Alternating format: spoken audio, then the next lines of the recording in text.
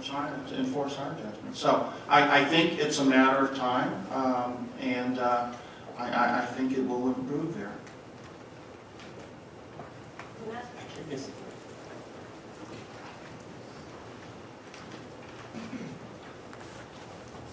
Hi, my name is Jamal Mobley from Brunswick Group. I guess my question is, directed towards the issue of U.S. courts recognizing or enforcing judgments against U.S. companies that have done business in China. What's the basis for not enforcing? What are some of the basis for not enforcing judgments? I'm sorry, what is why don't U.S. courts enforce Chinese judgments? Basically, yes. Yeah, that's the question. Well, there could be some reasons like the U.S. party was coerced.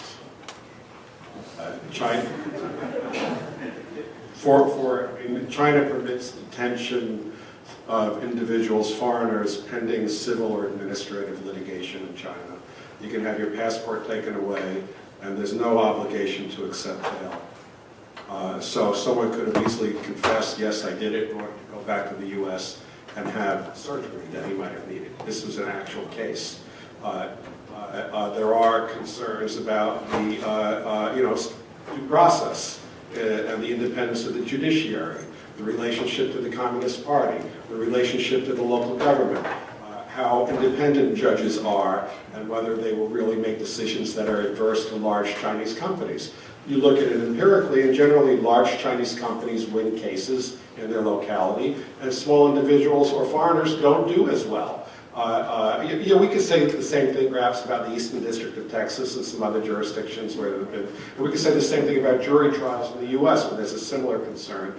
But there's a lot more of systemic issues built into the system that I think could give someone pause about whether the system was fair. Now, if a U.S. company initiated the case as a plaintiff and felt that there was more due process involved or to be anticipated, that might weigh slightly different than if they were detained pending a civil litigation in a remote part of China with their passport seized.